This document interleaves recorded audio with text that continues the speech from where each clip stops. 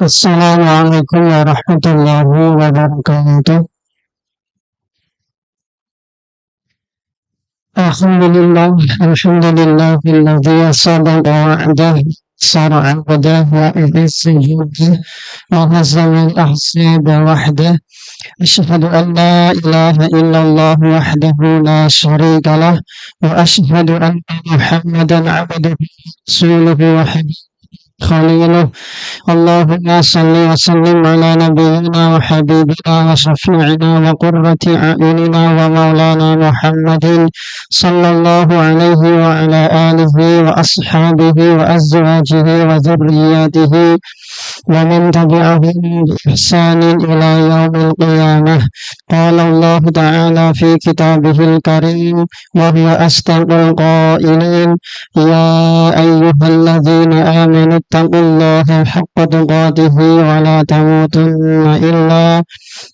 تموتن إلا وأنتم مسلمون. اللهم فقهنا في الدين وعلمنا التأويل. أما بعد. Ibu-ibu ummahat yang semoga kita semuanya senantiasa mendapatkan ampunan dan maghfirah dari Allah Subhanahu wa taala atas segala dosa-dosa dan maksiat yang telah kita lakukan, baik maksiat penglihatan, maksiat pendengaran, termasuk maksiat hati, karena surga adalah tempat yang suci, tempat yang bersih, tidak mungkin bisa dimasuki kecuali orang-orang yang sudah disucikan oleh Allah, kecuali orang-orang yang sudah dibersihkan oleh Allah Subhanahu wa taala. Dan barang siapa yang dia mendapatkan ampunan dari Allah Subhanahu wa taala, maka dia pasti akan masuk surga. Dan sebaliknya, bagi orang yang dia tidak mendapatkan ampunan dari Allah Azza wa Jal, maka dia akan dimasukkan ke dalam neraka Jahannam. Dan ada 3 dosa yang tidak bisa dicuci, ada 3 dosa yang tidak bisa dibersihkan di akhirat, yaitu dosa syirik, yang kedua dosa nifak, yang ketiga dosa kufur. 3 dosa ini tidak mungkin mendapatkan ampunan dari Allah Azza wa Jalla di akhirat. Maka 3 kelompok inilah 3 manusia yang mereka akan kekal di neraka abadi selama-lamanya. Adapun dosa-dosa selain 3 maksiat ini, dosa berzina, dosa minum khamr, dosa merampok, mencuri, korupsi, dan yang lain, masih ada harapan ampun, masih ada harapan syafaat, masih ada harapan mendapatkan maghfirah dari Allah Subhanahu wa taala. Baik, jamaah yang berbahagia, pada kesempatan pagi menjelang siang ini kita akan mengawali pembahasan kita dari Kitabul Jami', kitab yang ditulis oleh Al-Imam Ibnu Hajar Al-Asqalani rahimahullahu ta'ala. Beliau adalah ulama yang bermadhab Syafi'i, dan kita akan langsung masuk ke hadis ke-15. Hadis ke-1 sampai hadis ke-14 barangkali sudah dibahas oleh Ustadz sebelumnya. Kita langsung masuk ke hadis yang ke-15 dari Kitabul Jami', dari kitab Bulughul Maram. Kita akan membacanya. Baik jamaah yang berbahagia. Wa anhu ay an ibni Umar radhiyallahu anhuma, dari sahabat yang mulia yaitu Abdullah bin Umar radhiyallahu anhuma. Hadis ini dari sahabat yang bernama Abdullah, dan sahabat yang namanya Abdullah itu menurut Ibnu Shalah itu sekitar 220 orang, ibu-ibu. Bahkan menurut Al-Iraqi, seorang ulama, nama sahabat yang bernama Abdullah itu sekitar 300. Sekitar 300 orang. Karena memang Nabi Shallallahu Alaihi Wasallam pernah bersabda, Inna habbal asma ilallahi abdullah wa abdurrahman. Hadis Muslim. Sesungguhnya nama yang paling dicintai oleh Allah Subhanahu wa taala, nama yang paling disukai oleh Allah adalah Abdullah dan Rahman. Abdullah dan Abdurrahman. Maka banyak para sahabat yang mereka namanya Abdullah. Bahkan nama ayah Nabi kita Muhammad adalah Abdullah. Nama Imam Mahdi namanya Muhammad. Ayahnya namanya Abdullah. Namanya sama dengan nama Nabi kita Muhammad. Nama bapaknya juga sama dengan nama bapaknya Nabi kita Muhammad Sallallahu Alaihi Wasallam. Berarti Muhammad bin Abdullah yang bergelar Imam Mahdi. Ingatkan ibu-ibu. Tetapi ketika ada seorang sahabat yang hanya disebut dengan nama Abdullah tok, maka yang dimaksud adalah Abdullah bin Mas'ud. Ngoten ibu-ibu. Kita ulangi, meskipun nama sahabat itu yang namanya Abdullah itu banyak, ratusan, tetapi kalau jenengan mendapatkan hadis atau riwayat yang disebut hanya Abdullah tok, ngoten nggih, maka yang dimaksud adalah Abdullah bin Mas'ud. Ngoten ibu-ibu. Ini mirip dengan Nabi.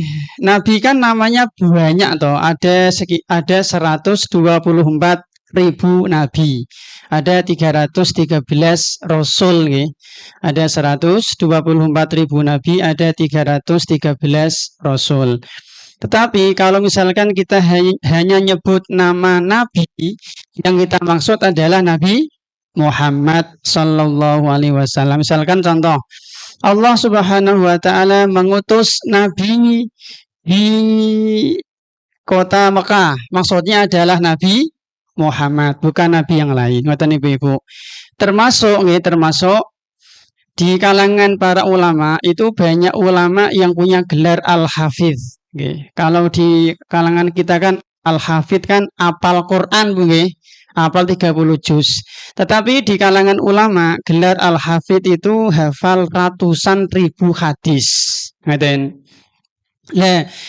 Banyak ulama yang punya gelar Al-Hafidz yang hafal ratusan ribu hadis. Tetapi kalau cuma nyebut Al-Hafidz tok, maka yang dimaksud adalah Al-Hafidz Ibnu Hajar yang mengarang kitab ini. Ibu-ibu. Termasuk para ulama juga banyak yang punya gelar Syekhul Islam. Banyak seperti misalkan Zakaria Al-Ansari, kemudian Al-Izz bin Abdissalam, Sirajuddin Al-Bunqini dan yang lain. Tetapi kalau ada ulama, ustadz, kiai yang menyebut hanya Syekhul Islam tok, dimaksud adalah Ibnu Taimiyah. Ngoten ibu-ibu. Jadi saya ulang kembali, meskipun nama sahabat yang namanya Abdullah itu ratusan, tetapi ketika ada ulama, ustadz nyebut sahabat hanya nama Abdullah saja, yang dimaksud adalah Abdullah bin Mas'ud. Ngoten ibu-ibu. Di sini saya membawakan beberapa nama sahabat yang bernama Abdullah sebagai bukti kalau ternyata banyak para sahabat Nabi Sallallahu Alaihi Wasallam yang namanya Abdullah. Misalkan di sini Abdullah bin Mas'ud, Abdullah bin Utsman. Ini nama asli Abu Bakar. Jadi Abu Bakar itu nama aslinya adalah Abdullah bin Utsman. Gelarnya Abu Bakar. Abdullah bin Maz'un, Abdullah bin Salam, ini dulu dia Yahudi, lalu masuk Islam. Abdullah bin Amr bin As, ini sahabat yang terkenal dengan puasa Dawud dari muda sampai tua. Abdullah bin Rawahah yang meninggal dunia ketika perang Mu'tah. Abdullah bin Jahshin, Abdullah bin Suhail, Abdullah bin Rabi, Abdullah bin Tha'labah, Abdullah bin Qais, Abdullah bin Humayr, Abdullah bin Abdullah Omah, Abdullah bin Umair, Abdullah bin Abbas, Ibnu Abbas itu Abdullah bin Amr bin Haram, Abdullah bin Ja'far, Abdullah bin Ghufal, Abdullah bin Zubair, Abdullah bin Abi Aufa, Abdullah bin Ummi Maktum, muadzin Nabi, nggih. Abdullah bin Zaid, Abdullah bin Zam'ah, Abdullah bin Hudzaifah dan yang lain. Ini contoh saja. Ternyata para sahabat itu banyak yang namanya Abdullah. Ngoten Ibu-ibu. Baik jamaah yang semoga senantiasa dirahmati oleh Allah Azza wa Jal. Abdullah bin Umar ini berarti anak Umar bin Khattab radhiyallahu anhuma. Abdullah sahabat, Umar juga sahabat. Jadi anaknya sahabat, bapaknya juga sahabat. Bahkan ada sahabat ibu-ibu yang bayi sahabat, bapaknya sahabat, putune yo sahabat. Ini spesial Bu, ini spesial, tidak semua orang itu menjadi sahabat Nabi Sallallahu Alaihi Wasallam. Nah, Ibnu Umar atau yang dikenal atau yang tadi Ibnu Umar ini, beliau ini lahir di kota Mekah, kemudian pernah hijrah ke kota Madinah. Jadi sahabat itu kalau kita buat ringkasan ada 3 jenis sahabat Bu. Ada sahabat muhajirin, yaitu sahabat yang hijrah dari kota Mekah ke kota Madinah. Dulu sahabat itu kan hijrah 2 kali nggih. Sebagian yang pertama hijrah ke Habasyah, Ethiopia, yang kedua hijrah ke Madinah. Yang kedua sahabat Ansor. Yang ketiga sahabat yang dia bukan muhajirin dan bukan Ansor. Ini 3 jenis sahabat. Nah, Ibnu Umar yang meriwayatkan hadis ini, beliau adalah sahabat muhajirin karena beliau hijrah dari kota Mekah ke kota Madinah. Ibnu Umar beliau meriwayatkan hadis yang terbanyak setelah Abu Hurairah, yaitu sekitar 2630 hadis. 2630 hadis. Ini hadis yang diriwayatkan oleh Ibnu Umar, Abdullah bin Umar bin Khattab radhiyallahu anhuma. Dan ini mungkin saya sampaikan ibu-ibu, sahabat yang paling banyak membawakan hadis bukan berarti paling pinter ya. Sahabat yang paling banyak membawa hadis kan Abu Hurairah Bu nggih. Jenengan mungkin sering mendengar nggih an Abi Hurairah, sering mendengar Bu nggih. Bukan berarti beliau ini paling pinter ya Bu. Jadi jangan disangka berarti Abu Hurairah paling pinter, ndak. Beliau ini memang hadisnya paling banyak kita terima, bukan berarti paling pinter mboten. Yang paling pinter ya tentu para sahabat senior, Abu Bakar, Umar, Utsman nggih. Tapi kan kita jarang mendengar Bu nggih, hadis ini dari Utsman, jarang mendengar Bu nggih? Jarang nggih. Yang sering kan hadis ini dari Abu Hurairah, hadis ini dari Aisyah, hadis ini dari Abu Hurairah sering. Tapi kita jarang mendengar hadis ini dari Abu Bakar, jarang sekali. Tapi tadi bukan berarti sahabat yang membawakan hadis paling banyak bukan berarti dia paling pinter, bukan. Dan cuman karena Abu Hurairah ini mengajar ilmu, membuat halaqah pengajian sehingga hadisnya itu yang paling banyak tersebar. Ngoten ibu-ibu. Ini sedikit tentang biografi Abdullah bin Umar yang dikenal dengan Ibnu Umar radhiyallahu anhuma. Baik. Anna Rasulullah sallallahu alaihi wasallam, bahwasanya Rasulullah sallallahu alaihi wasallam qala bersabda. Qala itu kalau untuk Allah ya yang diterjemahkan dengan berfirman. Qala Allah Ta'ala, Allah berfirman. Qala Rasulullah, Nabi bersabda. Qala Imam Syafi'i berkata. Sama-sama pakai qala. Untuk Allah berfirman, untuk Nabi bersabda, untuk kiai berkata. Tapi sama-sama pakai bahasa qala. Jelas nggih? Qala Allah berfirman. Qala Rasul bersabda. Qala Imam Malik berkata. Qala Kiai berkata. kata. Ngoten Bu. Kata Nabi sallallahu alaihi wa alihi wasallam, "Idza akala ahadukum falyakul biyaminihi." Jika kalian makan, maka hendaklah kalian makan dengan tangan kanan. Baik Bu, kita potong dulu hadisnya nggih. Jamaah yang semoga senantiasa dirahmati oleh Allah Subhanahu wa taala. Hukum asal, ibu-ibu, hukum asal makan dan minum itu adalah mubah. Hukum asal makan itu mubah. Hukum asal minum itu mubah. Mubah itu boleh. Jelas nggih? Boleh itu berarti yo ento. Mau makan silakan, enggak makan ya silakan, boleh kok. Ada orang enggak makan ya orang dosa, ada orang mau makan ya ora ganjaran. Ngoten. Beda dengan sholat. Sholat itu hukum asalnya, kalau sholat zuhur hukum asalnya adalah wajib. Ada orang muslim sudah balik, lalu jam 12 dia sengaja nggak sholat, bolehkah? Ya nggak boleh. Ngoten. Karena hukum asalnya adalah wajib. Sama dengan zina. Zina itu hukum asalnya adalah haram. Berarti zina ento, ora zina ento boleh? Enggak boleh, mungkin karena zina itu haram. Enggak zina, yo jangan zina. Zina yo ora ento. Ngoten Bu. Semoga tidak bingung Bu. Nah, sekarang kita ringkas Bu. Aktivitas semua manusia Bu, dari masyrik sampai maghrib, timur sampai barat, itu hanya ada 3 Bu.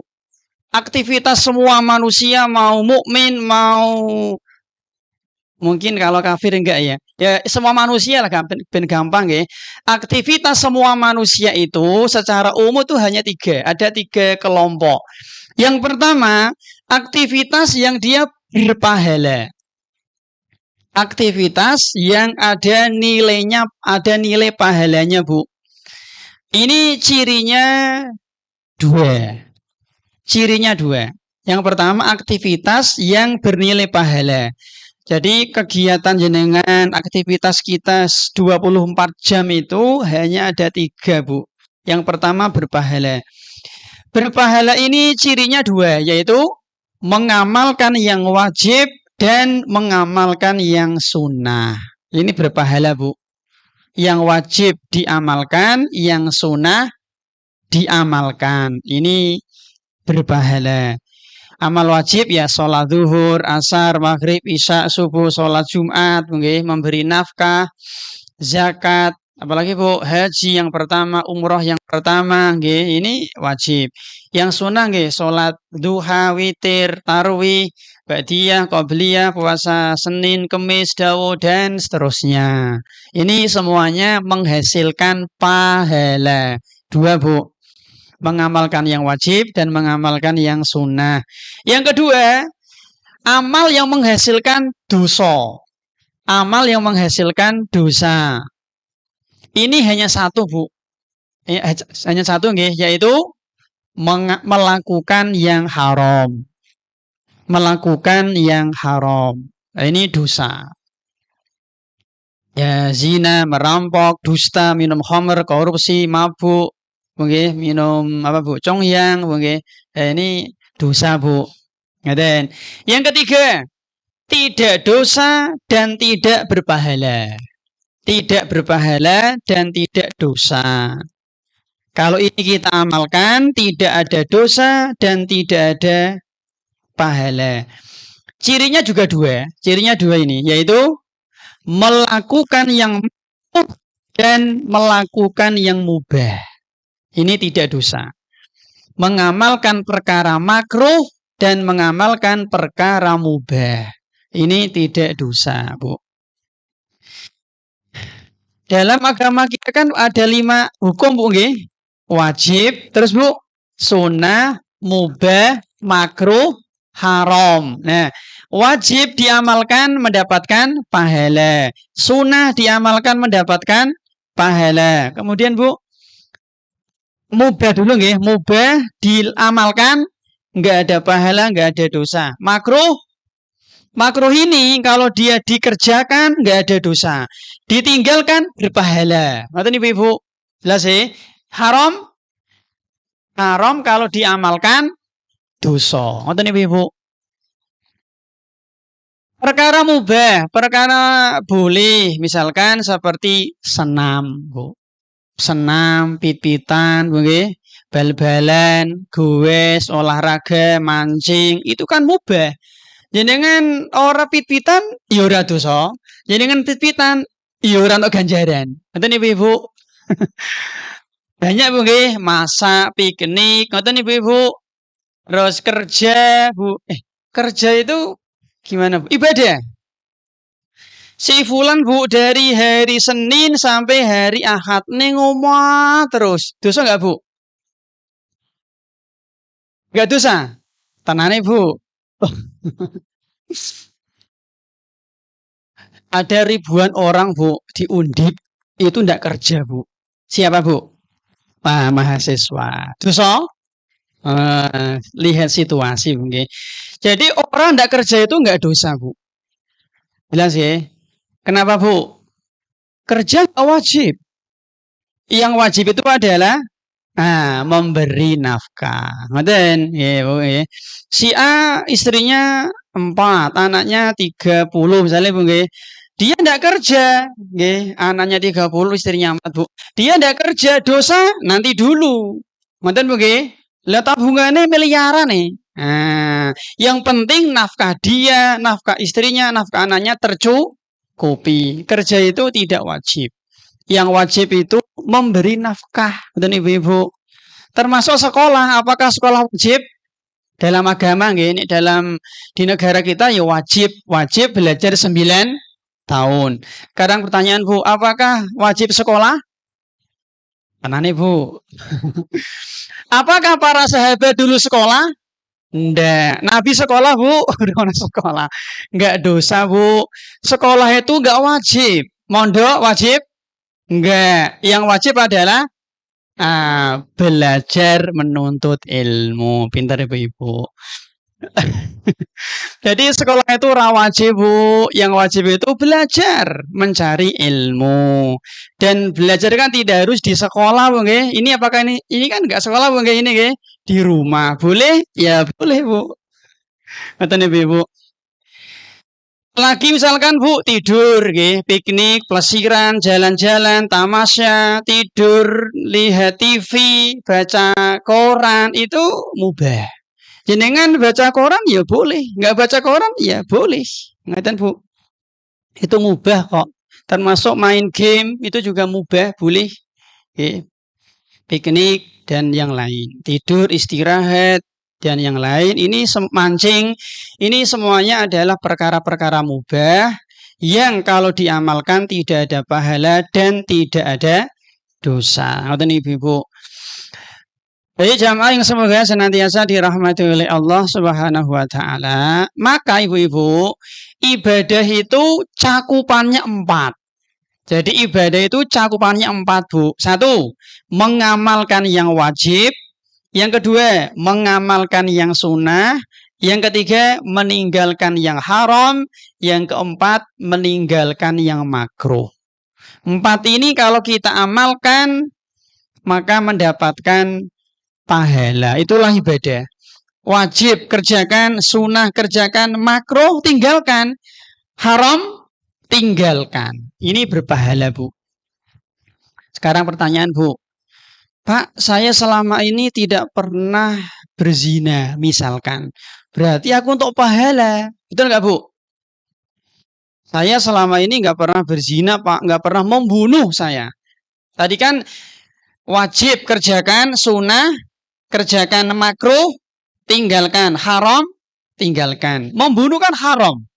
Ibu-ibu selama ini tidak pernah membunuh. Apakah jenengan mendapatkan pahala dari ini Bu? Jawabannya belum tentu Ibu-ibu. Kapan kita bisa mendapatkan pahala dari meninggalkan yang haram? Ketika ada kesempatan, ada peluang, lalu kita tidak mengerjakan. Tapi kalau kondisi normal ya enggak Bu. Pak, jenengan pernah korupsi? Nggak pernah. Pernah kerja? Nggak pernah. Ya korupsi apa? Wong nggak ada kesempatan no. Kecuali dia bendahara masjid, kecuali dia pegang uang, ada kesempatan korupsi tapi dia nggak korupsi, berpahala Bu. Ada kesempatan dia menerima uang sogok, menerima uang suap tapi ditinggalkan, ini berpahala baru. Tapi kalau nggak ada apa-apa, ya nggak ada pahala. Jenengan nggak pernah membunuh, ya nggak pernah. Jenengan pernah berzina, ya nggak pernah. Ada kesempatan berzina nggak? Nggak ada, ya nggak ada pahala Bu. Tapi kalau kita di tempat yang sepi, dirayu orang, dipaksa untuk berzina, tapi kita menolak, berpahala Bu. Betul Bu? Jadi tidak otomatis ketika kita tidak berjudi, tidak minum khamr, tidak membunuh, tidak merampok, lalu mendapatkan pahala, enggak. Ada kesempatan apa tidak? Kalau ada kesempatan, kita mampu mengamalkan, lalu kita tinggalkan, baru kita mendapatkan pahala dari Allah Subhanahu wa ta'ala. Ibu. Nah, perkara-perkara mubah ini tadi makan, minum, tidur, piknik bisa berpahala dengan syarat dijadikan sarana ibadah. Jadi perkara-perkara mubah tadi makan, minum, piknik, tidur, istirahat, mancing, ini semua senam, goes, pititan, jogging, ini semua kan mubah Bu, bisa menghasilkan pahala kalau dijadikan sarana ibadah. Betul Bu. Contoh misalkan, saya tak makan pagi ya, nanti kalau kajian bin semangat mencatat, jadi nggak sarapan berpahala Bu. Jelas oke? Saya tak tidur gasi, nanti malam biar bisa bangun sholat tahajud. Tidur jenengan mendapatkan pahala. Berarti turu jenengan itu jadi sarana untuk mendukung, menyokong ibadah. Ngerti Ibu? Jelas oke? Ngerti Ibu? Tetapi tadi perkara mubah itu tidak boleh dijadikan tujuan ibadah. Nek jadi sarana ibadah boleh. Beda antara sarana sama tujuan. Karena memang perkara mubah itu bukan ibadah dia. Secara zat bukan ibadah. Saya mau ibadah dengan cara mancing. Bisa nggak Bu? Nggak bisa.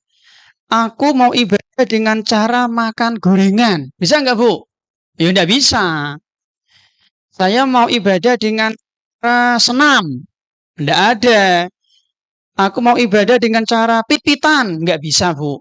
Ibadah itu ya wudhu, tayamum, azan, sholat, puasa, zikir, baca Quran. Nggak ada kok ibadah senam, nggak ada. Ibadah goes, nggak ada. Tapi goes, senam, piknik, tidur, makan bisa menjadi sarana ibadah, maka berpahala. Betul nih Ibu. Baik. Sekarang semoga tidak bingung Bu nggih. Jamaah yang semoga senantiasa dirahmati oleh Allah Subhanahu wa taala. Yang kedua, agar perkara mubah ini itu bisa menghasilkan pahala, maka ibu-ibu, ketika kita mengamalkan perkara mubah itu, kita mengamalkan adab-adab yang telah diajarkan oleh Allah dan Rasul-Nya. Agar kita ketika mengamalkan perkara mubah tadi, makan, minum, kemudian tidur, istirahat, piknik, dan lain-lain, agar menghasilkan pahala ibu-ibu. Yang pertama tadi, jadikan sarana ibadah. Yang kedua, mengamalkan adab-adab ketika mengamalkan perkara mubah tersebut. Dan ibu-ibu, baik jamaah yang semoga senantiasa dirahmati oleh Allah, agar tidak terlalu kemana-mana, kita akan membahas makan dan minum sekarang Bu. Agar makan dan minum kita ini menghasilkan pahala, maka yang pertama jadikan sarana sebagai ibadah. Yang kedua, mengamalkan adab-adab ketika makan dan ketika minum. Kata ibu-ibu. Nah, karena makan dan minum itu hukum asalnya mubah, boleh, maka ibu-ibu mau makan di mana saja, makan kapan saja, makan apa saja, Bagaimana tata caranya? Bebas. Kan mubah, Bu. Jelas oke? Hukum asal makan, minum adalah mubah, boleh. Maka ibu-ibu, makan apa saja, di mana saja, kapan saja, bagaimana tata cara makannya, bebas. Ini ibu-ibu. Kecuali ketika ada dalil yang melarang. Ngerti ibu-ibu? Kecuali ketika ada dalil yang melarang. Dan yang berhak melarang hanya Allah dan Rasul-Nya. Ngerti ibu-ibu? Yang boleh, ini halal, ini haram, ini hak, ini batil, hanya Allah. Orang tua nggak boleh. Orang tua nggak boleh. Raja nggak boleh, bos nggak boleh. Kata ini Bu, tidak boleh. Hanya Allah Subhanahu wa Ta'ala. Sekarang Bu, boleh nggak Bu? Saya misalkan makan pakai piring tak songgo, perso songgo Bu. Contoh Bu, ini boleh nggak Bu? Saya kalau makan seperti ini tuh dilarang ibu saya Bu, nggak boleh. Betul. Saya kalau makan seperti ini ojo songgole gitu. Ini tradisi saya nggak tahu nggih. Pokoknya nek mangan ojo disonggo. Berarti kan ibu melarang Bu nggih. Nah, dilarang nyonggo. Sekarang Bu, boleh nggak Bu makan dengan bicara Bu? Nggak Bu. Sekarang Bu, boleh nggak Bu makan dengan nyingkrang? Tahu nyingkrang Bu nggih? Sikile yang itu loh Bu. Tahu Bu nggih? Nah, tadi kan tak sampaikan Bu nggih. Karena makan itu kan hukum asalnya boleh mubah. Maka makan apa saja, makan di mana saja, kapan saja, bagaimana caranya bebas. Bebas. Kecuali ketika ada larangan dari Allah dan Rasulnya. Berarti makan dengan dicenggiwing ya boleh. Salah nggih, ini piring Bu dicenggiwing. Ya boleh Bu. Makan dengan sendok boleh, dengan suruh boleh, dengan tangan dengan tusuk apa kayak Cina itu loh Bu. Supit boleh. Makan di depan pintu. Tenane Bu. Makan dengan kecap. Boleh. Makan sambil baca WA. Boleh. Makan pakai mangkok Bu. Kalau di desa saya nggak boleh Bu. Itu nanti rezekinya jerole. Ngoten Bu. Sekarang Bu. Jelas mungkin sekarang Bu. Makan perempuan makan suwiwi ayam. Tenane Bu. Di sini nggak dilarang. Aneh ya Bu ya. Di desa saya itu nggak boleh makan Bu. Terutama yang perempuan nggih, khawatir digondol. Ngoten katanya Bu. Di sini ada seperti itu. Oh, ndak ada nggih, ya Allah nggih. Lagi Bu, di desa saya itu dilarang makan bruto. Di sini nggak ada. Oh, nggak ada ya. Apa ya Bu? Nggih. Oh, nggih Bu. Kalau di daerah saya itu Bu, perempuan dilarang makan bruto. Dilarang makan suwiwi ayam. Terus nanti sing cacili-cili orang untuk makan bruto Bu. Saya juga nggak tahu kenapa nggih Bu. Jelas nggih? Nah.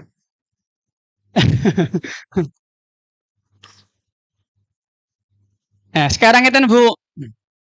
Sekarang mungkin kita lihat Bu. Orang tua kita, Bu, orang tua kita melarang kita makan bruto. Orang tua kita melarang makan pakai mangkok. Nanti rezekine seret. Perempuan dilarang makan di depan pintu, Bu nggih. Khawatir jodohnya angel, Bu nggih. Ada Bu nggih? Ada toh Bu nggih? Nah, kita bahas ini, Bu. Nah, ini Bu. Sekarang kita lihat, Bu. Nggih, sekarang kita lihat Bu nggih. Ada kaidah, Bu.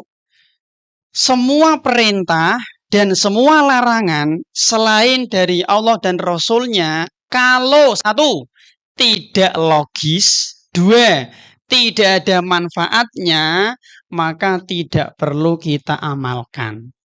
Ulangi Bu, kalau ada perintah, ada larangan yang berasal bukan dari Allah dan Rasul-Nya yang tidak logis, yang akal nggak bisa mencerna Bu, yang tidak ilmiah. Yang kedua, ora ono manfaate, tidak usah diamalkan. Ngoten Ibu-ibu. Diulangi nggih, Bu. Tak ulang, Bu nggih. Kalau ada perintah dan larangan yang berasal bukan dari Allah dan Rasulnya, Bu, yang tidak logis, tidak ilmiah, tidak bisa dicerna akal sehat, yang kedua, tidak ada manfaatnya, maka tidak perlu kita amalkan. Tidak perlu kita lakukan, Bu. Dan Bu, berarti pertimbangannya dua, Bu. Satu, Bu, tidak logis, tidak ilmiah, tidak bisa dinalar akal sehat. Yang kedua, tidak ada manfaatnya. Sekarang tak kasih contoh, Bu. Di desa saya, Bu. Di desa saya itu ada namanya tradisi berobosan, Bu. Besok jenengan, berobosan. Besok, ada seorang ayah meninggal, mau dimakamkan, nanti anaknya berobos di bawah keranda, Bu. Sekarang, Bu, apakah ini itu perintah Allah? Mboten. Larangan Allah? Mboten, Bu. Berarti kan dari makhluk, dari makhluk, Bu. Sekarang kita lihat, Bu, apakah kita boleh mengamalkan, Pak? Tadi satu yang pertama tadi, Bu, apakah logis? Apakah masuk akal nggak, Bu? Nah, yang kedua, apakah bermanfaat? Jangan diamalkan. Betul, Bu? Jelas, Bu? Sekarang, Bu, ada orang, Bu, dia mau menikah. Dia Bu mau menikah. Dia sudah mandi, bersih, rapi, wangi. Kemudian dia dandan. Berdandan dia didusi wong tuane. Yaitu acara siraman. Jelas, Bu? Sekarang pertanyaan, Bu. Logis mboten, Bu? Baradus lho, Bu. Gitu apa, Bu? Baradus wis seger, wangi, resik, Bu. Kon dandan malah didusi nahi, Bu. Jelas, Bu? Apakah ini logis? Mboten. Bermanfaat? Tinggalkan. Ngoten, Bu. Jelas, Bu? Nah, ngoten, Bu. Sekarang, Bu, di desa saya itu ada tradisi, Bu, namanya injak telur, Bu. Nek pas nikah. Di sini enten. Di sini ra ono lagi ngaji kok. Nek kene ra ono, Pak, lagi ngaji ning kono anane gitu. Sekarang, Bu, ada manten, Bu, dia suruh injak telur, Bu. Pertama, Bu, apakah ini dari Allah? Mboten. Logis? Bermanfaat? Tinggalkan. Nah, ngoten Ibu. Jelas nggih, tinggalkan. Ngoten. Dalam enak digoreng. Leres Ibu nggih. Ngoten Ibu-ibu. Sekarang, Bu, di desa saya lagi, Bu. Di sana itu ada tradisi kalau mau manten itu terkadang ono klopo, ono pari, ono keris, ono kembang, ono tebu, ono pari, ono macam-macam, Bu. Oke. Apakah ini logis, Bu? Bermanfaat? Tinggalkan. Ngoten Ibu. Lagi, Bu. Orang tua jenengan, nggih. Ibu jenengan misalnya, Bu, silaturahmi dolan tindak ke daleme jenengan, Bu. Ketika rawuh jenengan langsung jenengan sambut dengan jenengan sambut langsung jenengan kasih hadiah, misalnya, Bu, kalung emas. Jenengan kasih kalung emas, Bu, dalam rangka menghormati ibu jenengan. Apakah ini logis? Orang tua jenengan rawuh, jenengan bin seneng tak kasih hadiah kejutan kalung emas. Apakah logis? Dalam logis mungkin. Bin seneng, Bu, menghormati. Apakah logis? Logis. Bermanfaat? Amalkan. Nah, ngoten Ibu-ibu. Jelas nggih? Ngaten. Ini contoh, Bu. Jelas nggih? Logis. Lagi saleh, Bu. Ayah jenengan rawuh, Bu. Jenengan pirsa, bapakku senengane iki jam 11 siang, jam 12 siang waktu makan siang, senengane rendang nasi padang. Untuk menghormatinya jenengan siapke nasi padang rendang. Apakah logis? Bermanfaat? Amalkan. Nah, ngoten Ibu. Jelas nggih? Sekarang, Bu. Ibu jenengan rawuh, lalu dalam rangka menghormati ben seneng jenengan sungkem. Apakah logis? Logis nggih. Bermanfaat? Mana manfaatnya, Bu? Apa manfaat sungkem, Bu? Boten sungkem, rukuk sujud sungkem. Kalau tidak ada manfaatnya, tidak usah diamalkan. Ngoten Ibu-ibu. Kalau jenengan ngasih hadiah HP, ngasih hadiah cincin emas, ngasih hadiah baju, logis bermanfaat. Sungkem, apa manfaat sungkem? Kalau nggak ada, tinggalkan. Salim boleh, nggih, ben akrab. Ngoten Ibu-ibu. Jelas nggih? Ngoten Bu. Dalam? Nah, itu juga nggak boleh. Jenengan dalam rangka berbakti kepada orang tua, cuci kakinya langsung diminum. Ini dari mana ini, Bu? Ini nggak logis, nggak ilmiah, Bu. Nggak logis, nggak ilmiah, nggak ada manfaatnya, maka tidak perlu. Ngoten Ibu-ibu. Bermanfaat itu yang ngasih jeruk 1 kilo yang legi, mungkin ngasih hadiah, mentraktir orang tua, dipijeti, kasih hadiah. Ini bermanfaat, Bu. Tapi kalau nyuci kakinya lalu diminum, ini manfaatnya apa, Ibu-ibu? Oh, ini nggak boleh, Bu nggih. Malah kemproh, Bu nggih. Ngoten Ibu. Jadi nggak boleh, Bu nggih. Ngoten, Bu. Nah, sekarang, Bu, orang tua kita melarang makan suwiwi ayam. Apakah logis? Ya Allah, Bu. Apakah logis, Bu? Ngeten, Bu. Kalau alasannya biar dapat jodoh, ini nggak boleh, Bu. Ini nanti malah masuknya ke syirik kecil, yaitu menjadikan sebab sesuatu yang bukan sebab. Kan syirik kecil, Bu, ini nggak boleh, Bu. Yang kedua, nggak ada manfaatnya, maka nggak usah diamalkan. Orang tua kita misalkan melarang kita jangan makan di depan pintu. Kalau niatnya ben lancar, dinggo dalan lancar, nggak apa-apa, nggak apa-apa, Bu. Tapi kalau niatnya itu tatoyur, bentuk jodoh, ini nggak boleh.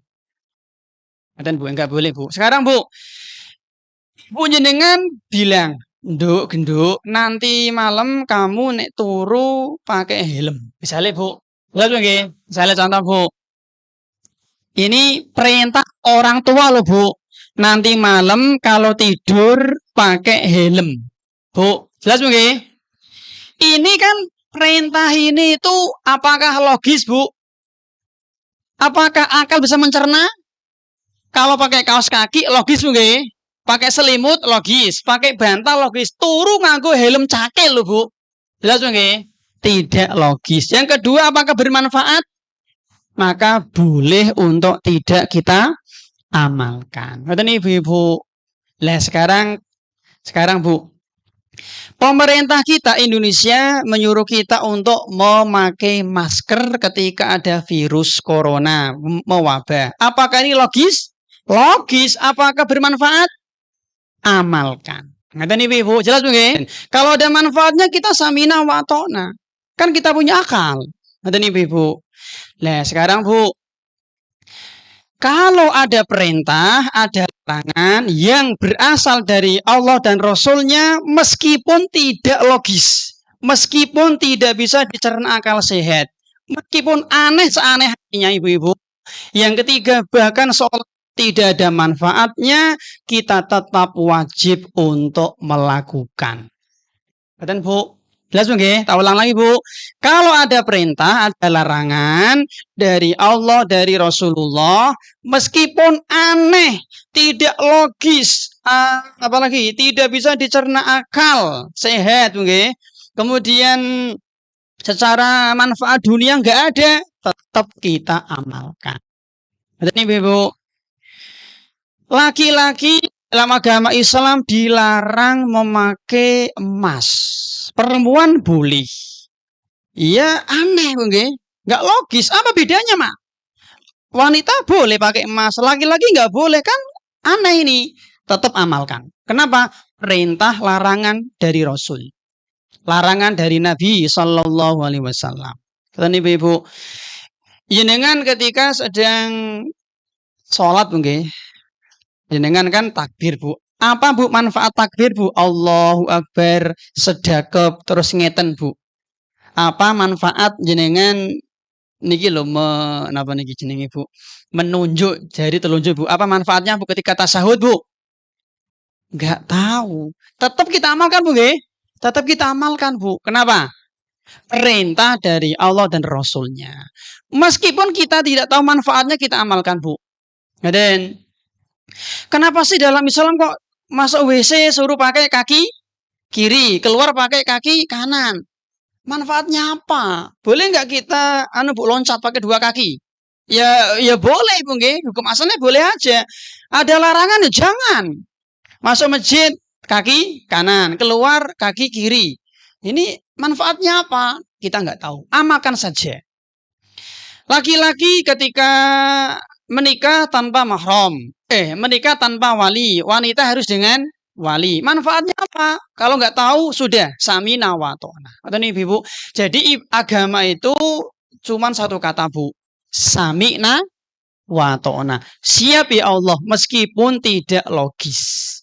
Meskipun tidak bisa dicerna akal sehat, selama itu dari Allah dan Rasulnya, sami'na wa ta'na. Itulah agama Bu. Ibu-ibu sedang sholat zuhur, misalnya jenengan Bu, sholat zuhur di kamar Bu, sendirian Bu. Ketika tahiyat Bu, sepi nggak ada orang, sekali-kali ya pas tasyahud gini Bu. Paling nggak Bu gini Bu. Dirian lah Bu, nggak ada orang Bu. Wes sekali-kali tak ngene aku Berarti nggak Bu? Sewani angkat tangan Bu, tak kasih hadiah. Rawani jenengan. Itulah agama Bu. Sepi nggak ada orang, rawani jenengan. Asyhadu an la ilaha illallah. Nah, wani nggak Bu? Mesti orang wani Bu. Apalagi tangan kiri, ganti ya. Mesti rawani. Kenapa Bu? Agama itu seperti itu Bu. Nah, kalau mungkin jenengan pas sholat Bu sendirian nggak ada orang Bu.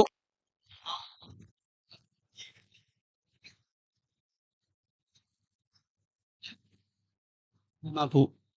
Jadi agama itu banyak perkara-perkara yang tidak bisa dicerna akal. Tapi selama itu dari Allah dan Rasulnya, siap. Samina wa ta'na. Bayar 30 juta, larang-larang mungkin sampai Mekah, suruh muteri Ka'bah. 7 kali ini ngapain Bu nggih? Pun yang Semarang rono waktu gede Mas itu Bu nggih.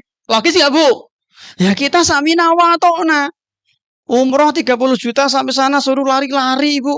Gitu. Suruh jumroh dilempar-lempar, batu hitam dicium, apa manfaatnya? Kita nggak tahu. Tetap sami'na wa ta'na. Nanti juga termasuk niki. Kenapa kok harus dengan tangan kanan Pak ketika makan? Nah, nanti sama dengan ini. Tidak logis. Nah, tadi bagaimana kalau dari manusia kok tidak logis dan tidak ada manfaatnya, maka tidak usah diamalkan. Ada budaya Bu, kalau ke Parangtritis tidak boleh memakai baju warna hijau. Apakah logis? Tidak. Bermanfaat? Tinggalkan. Ngerti nih Bu? Jelas Bu nggih? Bahkan jenengan kalau ke sana Bu, satu rombongan Bu, hijau kabeh Bu. Bagus nggih, ijo kabeh. Bagus Bu. Untuk menerjang hurufat ini. Nggih, ngoten Bu. Apa Mas manfaat atau apa manfaatnya meyakini angka 13 angka sial Bu? Gak ada Bu nggih? Nggih, meyakini rumah tusuk sate, meyakini rumah apa itu Bu? Ngantong itu nggih, ini kan nggak logis ya, nggak ada manfaatnya, maka tinggalkan. Ngoten Ibu. Baik, sekarang kita akan sampaikan di sini Bu, sebelum masuk ke pembahasan inti akan kita sampaikan dulu di sini Bu pendahuluan kaidah-kaidah dalam masalah makanan Bu. Mungkin ini lebih bermanfaat nggih. Kaidah-kaidah dalam masalah makanan. Yang pertama Ibu-ibu, kaidah-kaidah dalam masalah makanan. Pertama, makan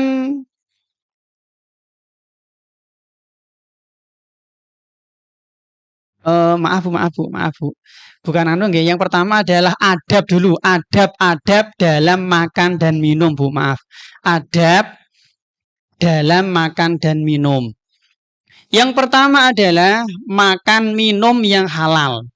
Adab makan dan minum. Yang pertama adalah makan minum yang halal.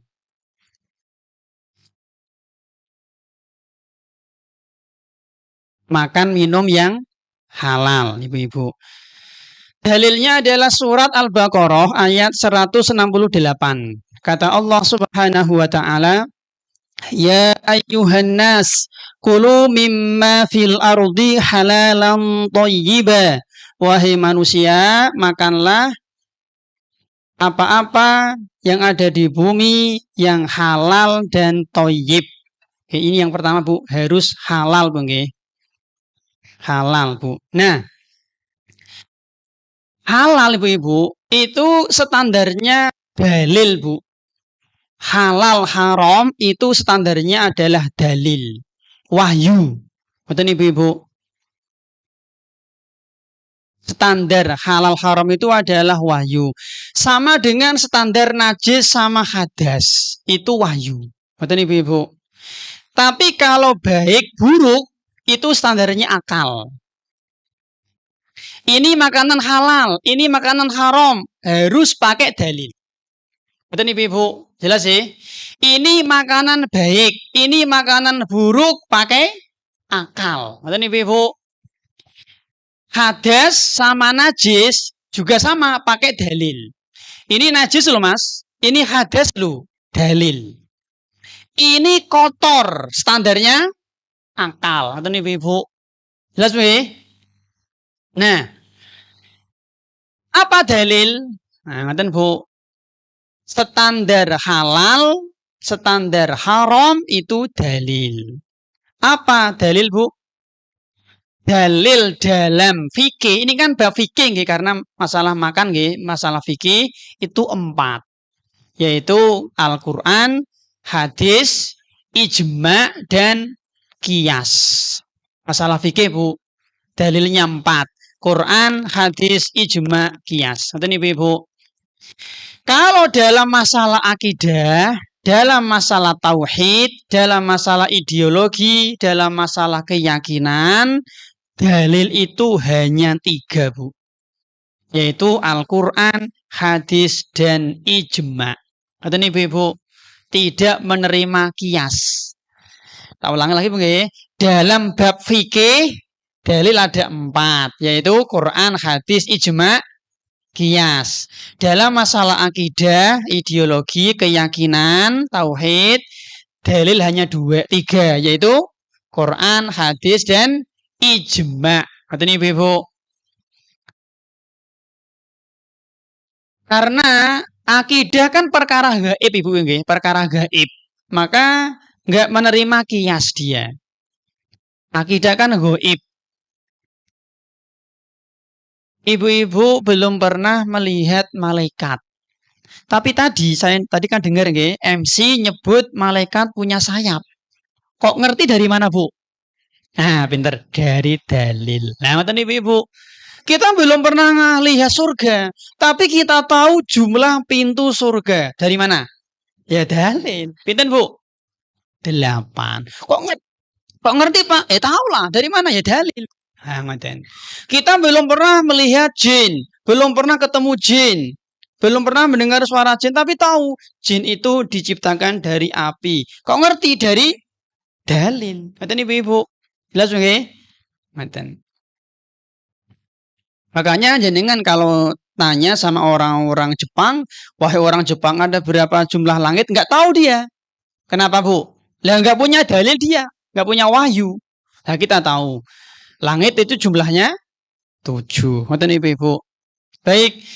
Jadi begini, standar halal haram itu adalah dalil, yaitu Al-Qur'an, hadis, ijma, qiyas. Oleh karena itu, karena standar halal haram itu pakai dalil, Ibu, maka orang-orang kafir tidak kenal halal haram. Kenalnya tadi baik dan buruk. Ngoten Ibu. Oke. Sekarang, Bu, ada daging babi, ada daging sapi, ada daging kambing, Bu, dijejer, Bu. Mirip mboten, Bu? Mirip, Bu, nggih. Daging babi, daging sapi dijejer mirip. Warnanya, bentuknya, strukturnya mungkin mirip. Orang yang tidak paham daging mungkin podo, Bu nggih. Tapi yang babi haram, najis, yang sapi halal dan suci. Loh kok tahu Mas? Dalil. Itu. Lah orang-orang kafir nggak tahu dalil ya podo wae. Malah enak babi Mas. Nah, itu Bu nggih. Ngoten Ibu. Sekarang Bu, ada daging babi Bu, masih kinclong, bagus, masih anget Bu, masih kinclong anget, masih bagus. Ini daging sapi sudah 3 hari Bu. Mana yang suci, mana yang najis Bu? Daging babi najis, meskipun kinclong, baru, wangi, bagus. Jelas Bu? Daging sapi suci, meskipun sudah 3 hari. Betul nih Ibu, karena standar tadi najis sama suci itu dalil. Betul nih Ibu. Makanya kalau orang-orang kafir mereka makan bangkai sapi, ya bagi mereka nggak apa-apa. Yang penting pokoknya dimakan enak, ngoten. Mereka nggak peduli ya mau bangkai, mau makan oseng-oseng coro, Bu nggih. Mau makan sate werok, Bu nggih. Mau makan rempeyek rica-rica curut, bakso tikus, bagi mereka nggak apa-apa. Karena mereka tidak kenal haram. Tadi mereka itu taunya baik dan buruk. Ini daging sapi, dimakan kok muntah-muntah, berarti buruk. Daging babi, dimakan kok enak, seger, berarti nggak apa-apa. Itu mereka, kita enggak. Betul Oke? Jadi orang-orang kafir itu prinsipnya adalah wal kedua yang penting kontal. Ngoten Ibu-ibu, nggih. Ora ketang bantal sandal, sing penting kontal utawa kadal. Ngoten nggih. Dan Bu, sekarang Bu, tak sampaikan tadi nggih, kaidah-kaidah dalam masalah makanan. 1 Bu. Yang pertama nggih, kaidah-kaidah dalam makanan Bu. 1. Hukum asal semua jenis makanan dan minuman adalah halal. Hukum asal semua jenis makanan dan minuman adalah halal. Kecuali bila ada dalil yang mengharamkan. Hukum asal, makanan, minuman itu halal Ibu-ibu. Kecuali bila ada dalil yang melarang. Dalilnya adalah surat Al-Baqarah ayat 29. Allah Subhanahu wa taala berfirman, "Walladzi khalaqalakum ma fil ardi jami'a." Al-Baqarah 29 nggih. Hukum asal makanan, minuman itu halal Ibu-ibu. Di sini ada bagaimana maksudnya itu makanan minuman yang sudah diolah manusia nggih, yang ada campur tangan manusia nggih, itu halal Bu. Maka ibu-ibu yang berbahagia, kalau jenengan mendapati Bu makanan minuman Bu yang bentuknya aneh, warnanya aneh, baunya aneh, rasanya aneh, namanya aneh. Bau, warna, rasa, bentuk, namanya aneh Bu. Maka kita katakan hukumnya halal. Kita katakan hukum asalnya adalah halal. Jelas Bu? Ngeten Bu, contoh misalnya ngeten. Jenengan Bu punya tetangga. Mungkin dia dari Papua Bu nggih. Lalu ngasih jenengan makanan, Bu nggih, makanan Bu nggih. Kok jenenge aneh, betul nggih, jenenge aneh, warnane aneh, bentuke aneh, rasane yo aneh. Ngoten Bu. Maka kita katakan hukum asalnya adalah halal. Ngoten Ibu. Ketika kita berani mengatakan haram, maka wajib bawa dalil. Orang yang mengatakan ini makanan haram, maka jenengan kudu nggawa dalil. Kalau cuma katanya ketoke nggak boleh. Ini agama lu. Agama nggak pakai ketoke. Jarene nggak boleh Bu. Jelas Bu?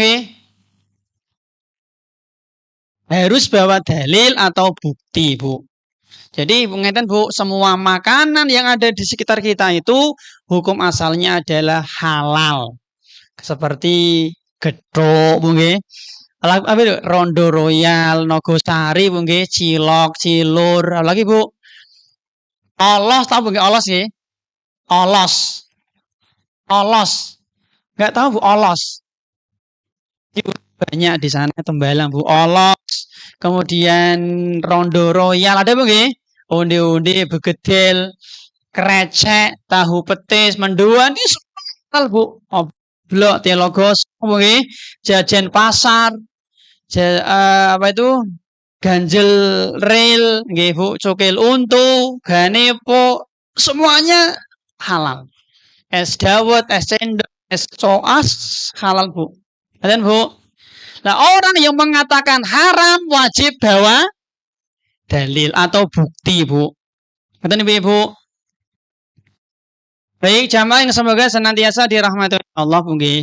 Nah, oleh karena itu ibu-ibu, untuk mengatakan makanan ini halal, apakah butuh sertifikat MUI? Boleh nggak Bu? Untuk mengatakan ini makanan halal loh Mas, ini minuman halal loh Mas, apakah butuh sertifikat MUI?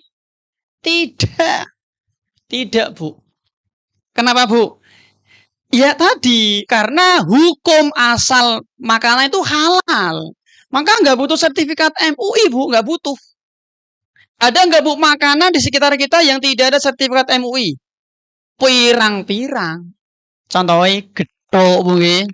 Mbah, mana Mbah sertifikat MUI? Ya ora ono. Bu nggih. Enggak ada Bu, gethuk, cilok, cilor, banyak nggih di sekitar kita Bu. Onde-onde tadi Bu, telo gosong Bu nggih, banyak Bu. Ngaten Bu. Justru Bu nggih, justru Bu, justru yang butuh sertifikat MUI itu kalau haram. Ngaten Bu. Tak ulangi Bu, justru yang butuh sertifikat itu kudu yang haram malah Bu. Kenapa Bu? Ya karena tadi hukum asalnya itu halal. Maka nggak butuh sertifikat dia sebenarnya Bu. Yang butuh itu malah yang haram janjani Bu. Karena kalau nanti butuh sertifikat kan banyak yang disertifikat Bu nggih. Jadi kan tidak pernah ke pasar Bu. Kan di situ banyak makanan Bu nggih. Ono tiwul, ono gethuk, ono cetrot, ono tape, kan macam-macam Bu. Lah kalau butuh sertifikat MUI kan wah banyak Bu. Ngoten nih Bu. Jadi kita katakan hukum asal makanan itu halal ibu-ibu. Ngoten, untuk mengatakan haram jenengan wajib bawa bukti. Dulu Bu, dulu tuh pernah di Semarang kalau nggak salah nggih ada bakso tikus Bu. Pernah nggih? Tahun berapa nggih? Ada bakso tikus Bu. Kemudian digerebek polisi Bu nggih. Pertanyaan Bu, apakah bakso yang lain jadi haram? Enggak. Ini bakso loh. Bakso kan jenis makanan Bu nggih. Kita katakan ini bakso dia halal. Untuk mengatakan bakso fulan haram wajib bawa bukti. Kalau enggak boleh. Karena ini bakso, nama makanan. Kata nih Bu, ini kaidah Bu. Jadi Bu nggih kalau jenengan mendapatkan makanan, minuman, meskipun aneh baunya, aneh warnanya, aneh namanya aneh, kita katakan ini makanan halal. Ini minuman halal. Ngoten iki Bu. Jelas Bu nggih? Yang kedua sekarang Bu, kaidah dalam masalah makanan. Hukum asal semua buah dan sayur itu halal. Kecuali yang membahayakan. Semua hukum asal, semua buah, semua sayur itu halal. Kecuali yang membahayakan, memberi maldorot bagi manusia. Entah itu akalnya, jiwanya, tubuhnya, fisiknya. Semua buah. Dari yang terkecil, buah cepluan, sampai buah tergede, semangka. Semuanya halal. Semua jenis sayuran halal. Nah tadi, kecuali yang membahayakan. Ya misalkan kalau di sini seperti tembakau. Tembakau kalau dia dibikin rokok maka membahayakan, maka hukumnya haram. Kecubung mungkin barangkali ganja kalau dia dihisap maka merusak akal, menjadi mabuk, menghilangkan akal, maka menjadi haram. Ngoten Ibu-ibu. Yang ketiga, Bu, sekarang. Hukum asal daging dan hewan laut itu halal, Bu. Hukum asal daging dan hewan laut, daging hewan laut dan hewan lautnya, Bu, itu halal, Bu.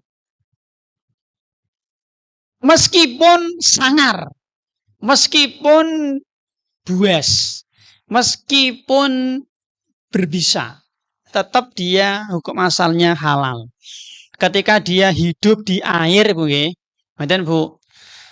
Kalau dia dimakan kok membahayakan, maka dia menjadi haram karena bahaya, Bu. Jelas, Bu, Ada nggak, Bu, ikan yang ganas, buas? Ada nggak? Paus, lumba-lumba, mungkin, Bu, itu kan mereka kan bernafas pakai paru-paru, Bu, lumba-lumba itu. Paus. Tapi kalau dia terdampar, ya mati dia. Maka dia hewan laut, dia halal, Ibu-ibu. Meskipun dia sangar, buas, galak, Bu, bertaring, tetap dia halal. Bahkan bangkainya juga halal. Ikan itu halal, Ibu-ibu. Ada dua bangkai yang halal, yaitu yang pertama adalah ikan, yang kedua belalang. Bu. Jadi nggak pernah, Bu, menyembelih bandeng, Bu, nyembelih teri, buatan nate, Bu. Nek tuku mesti wis mati, Bu, itu kan batang bandeng, boleh dimakan, boleh. Ini batang bandeng loh, Mas. Ini batang lele, boleh ya, boleh, halal. Bu. Bangkai, bangkai, Bu. Yang keempat, Bu.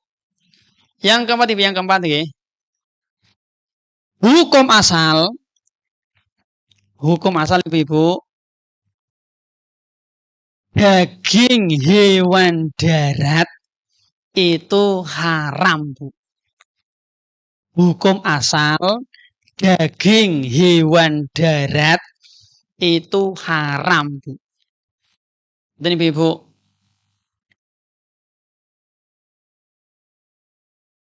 ada dua hal, Bu, yang perlu kita bedakan, Bu. Bedakan antara sapi dengan daging sapi. Nek sapi itu hukum asalnya halal. Tapi nek daging sapi itu hukum asalnya haram, Bu.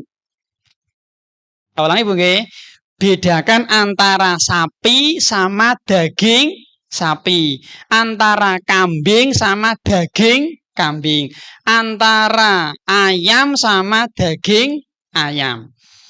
Kalau sapi masih hidup, ayam masih hidup, bebek masih hidup, kambing masih hidup, kita katakan hukum asalnya dia hewan halal. Atau nih, Ibu. Tapi kalau dia sudah mati, sudah menjadi daging, jelas mungkin, jadi daging, kita katakan hukum asalnya haram. Betul, Bu? Kok iso, Pak? Iso, Bu. Bisa, Bu. Kenapa, Bu? Karena daging hewan darat tadi, daging sapi, daging kambing, daging onta, daging kuda, daging kelinci, itu dia melalui proses penyembelihan. Nah, dalam penyembelihan ini itu harus terpenuhi syarat-syaratnya, Ibu-ibu. Kalau syaratnya tidak terpenuhi, maka dagingnya menjadi haram. Dan, Bu, sapi ini halal, Mas. Tapi yang nyembeli sembarangan. Maka ketika sudah disembeli, ini bisa menjadi bangkai, Bu. Nah, dalam masalah penyembelihan ini ketat, Ibu-ibu. Ketat, Bu. Satu, Bu. Agar daging hewan darat kita itu halal, maka harus terpenuhi syarat-syarat penyembelihan, Bu. Yang pertama, Bu, yang menyembelih itu harus, sinten, Bu? Yang menyembelih itu harus salah satu dari 3 orang, yaitu Muslim, yang kedua Nasrani, yang ketiga Yahudi. Dan, Bu, yang menyembelih itu salah satu dari 3 orang ini, Bu, Muslim, Yahudi, dan Nasrani. Berarti kalau ada orang Islam, ada orang ada orang Kristen, ada orang Yahudi nyembeli ayam, nyembeli entok, nyembeli bebek, maka halal. Oke. Ibu-ibu pagi-pagi dikasih tetangga pendeta Nasrani dia. Ngasih ayam goreng. Apakah halal? Halal, Bu. Kenapa, Bu? Dia Nasrani, Bu. Halal, Bu. Esok hari ibu-ibu dikasih sate kambing dari orang Hindu. Misalnya, Bu, jenengan punya tetangga Hindu, Bu. Pagi-pagi dia ngasih sate kambing kepada jenengan. Maka kita katakan hukum asalnya haram. Karena dia orang Hindu. Betul nih, Bu. Jadi, Bu, yang boleh menyembelih yang halal itu 3, Bu. Islam, Yahudi, dan Nasrani. Dalilnya adalah di surat Al-Maidah ayat 5. Kata Allah, wa tu'amul ladzina utul kitaba hillul lakum wa tu'amukum hillul lahum. Sembelihan orang-orang Yahudi, orang-orang Nasrani itu halal, Bu. Jelas ya? Maka selain 3 orang ini kalau menyembelih haram. Berarti orang Hindu, Buddha, Kejawen, Sinto, ateis nyembelih haram. Nanti Ibu, nggak boleh dimakan. Bangkai haram, najis, tidak boleh dimakan. Pagi-pagi ibu-ibu dikasih opor ayam dari tetangga Kristen, pendeta. Maka kita katakan hukum asalnya ini opor ayam yang halal. Itu nih ibu-ibu. Jelas oke? Lalu jenengan mau dahar. Ketika jenengan mau dahar, Bu RT datang. Loh Bu, jangan dimakan. Loh kenapa? Ini kan dari tetangga kita, orang pendeta Nasrani, Bu. Tadi itu waktu menyembelih membaca nama Yesus. Bismi Yesus. Nah, berarti apa, Bu? Berarti hukumnya berubah menjadi tidak boleh, Bu. Ngoten nih, Bu. Jelas, Bu, nggih? Atau malah Bismi Nyi Roro Kidul. Nah, atas nama Mbah Danyang. Ayo nggak boleh, Bu. Kan itu kan bismillah, nggih. Ini malah Bismi Nyi Roro Kidul, ya haram, Bu. Jelas, Bu, nggih? Lain hari, Bu, jenengan dikasih opor ayam atau sate kambing sama tetangga Hindu. Jenengan tahu ini Hindu nih, sate kambing. Berarti haram. Jelas, Bu, nggih? Ketika jenengan mau buang, Bu RT datang. Loh, Bu, jangan dibuang. Loh, ini kan dari orang Hindu, Pak. Bu, haram. Tadi ini itu belinya dari pasar. Begini. Pedurungan. Tadi bareng sama saya. Maka hukumnya halal, Bu. Jelas ya, karena dia beli. Bukan nyembelih sendiri, Bu. Yang dilarang itu nek dia nyembelih dhewe, Bu. Karena dia beli dari pasar pedurungan maka menjadi halal. Itu nih Ibu, nggih. Makanya pemerintah kita kan sering impor daging sapi dari Australia. Bolehkah? Boleh. Kan negara Nasrani. Kecuali impor daging sapi dari Cina, dari Korea Utara, dari Rusia, Bu, dari Korea Selatan. Ini kan negara-negara komunis, nah, maka nggak boleh. Dan ibu-ibu jalan-jalan ke Jepang. Jepang kan Shinto nyembah matahari, Bu, nyembah matahari. Bukan Nasrani dia, bukan Yahudi dia. Maka hukum asalnya jenengan haram memakan semua sembelihannya. Nggak boleh, Bu. Sampai yakin kehalalannya. Betul, Bu, nggak boleh. Ya, kalau tempe ya boleh kan nggak disembelih, nggih. Ini daging darat, daging hewan darat yang disembelih itu hukum asalnya haram, Bu. Pagi-pagi jenengan bangun tidur, buka pintu, Bu. Di depan pintu jenengan ada daging sapi, Bu. Jenengan tahu persis ini daging sapi ini, Mas. Ono ndase, ono sikile, ono daging. Maka kita katakan hukum asalnya haram, Bu. Mas nggih, jenengan jam 4:30 pagi buka pintu rumah, loh, kok ono daging kambing anyar. Ono ndase, ono sikile, ono daginge. Segres, Bu. Kita katakan ini hukum asalnya haram. Terus piye, Pak? Yo haram. Ketika mau mengkonsumsi, jenengan harus memastikan halal dulu. Kalau nggak pasti haram. Terus bagaimana caranya, Pak? Ya tanya ke tetangga, ke tetangga A, tetangga B, terus ternyata sampai tetangga X. Oh, dari saya tadi, Bu, buat jenengan. Ternyata agamanya dia Kristen, halal. Betul, Bu? Jelas, Bu? Atau jenengan tanya-tanya, ternyata dari tetangga Buddha, maka haram. Betul, Bu? Jadi hukum asalnya, Bu, daging hewan darat itu hukum asalnya adalah haram, ibu-ibu.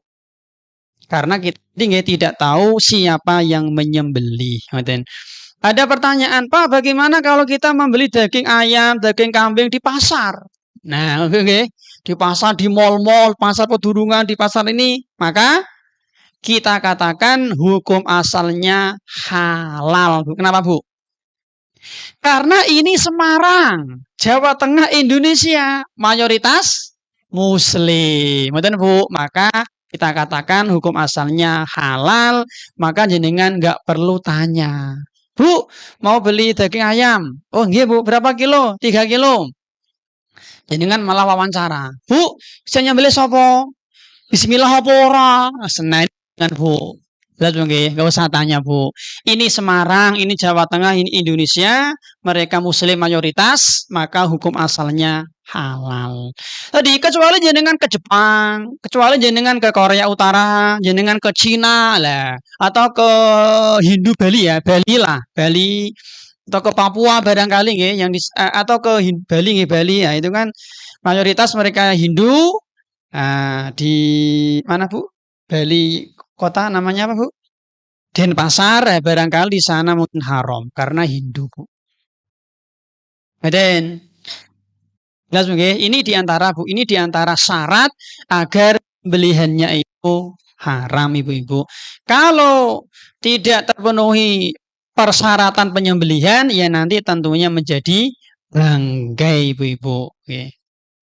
Sekarang, Bu, ada orang, Bu, ada orang dia nyembelih kambing. Ketika menyembelih, nyebut nama Allah, Bismillah. Dan mungkin, tapi niatnya, tujuannya dipersembahkan untuk Mbah Danyang, Bu. Apakah kita boleh memakannya, Bu? Tidak boleh, Bu. Meskipun yang disembelih kambing, jelas mungkin, ketika nyembelih Bismillah, tapi dipersembahkan untuk Nyi Roro Kidul, untuk Mbah Danyang, untuk jin, ini menjadi bangkai. Tidak boleh dikonsumsi, Ibu. Dan sekarang, Bu, ada orang Hindu nyembelih sapi, maka haram, Bu, bangkai juga. Ada orang Kristen nyembelih sapi, Bismi Yesus, maka haram, tidak boleh. Ada orang Islam nyembelih Bismillahi wa Muhammadin wa Jibril. Boleh, Bu? Tidak boleh, ini syirik. Kemudian untuk syarat sembelihan mungkin Bu, satu aja nggih, untuk alatnya dan seterusnya mungkin nggak usah, nanti kelamaan nggih. Ini aja. Yang berikutnya, Bu, di antara kaidah dalam masalah makanan, hukum asal hewan darat itu halal, Bu. Nah, tadi kan dagingnya, Bu, nggih. Kalau ini hewannya, Bu. Hukum asal hewan darat itu halal, kecuali bila ada dalil yang melarang.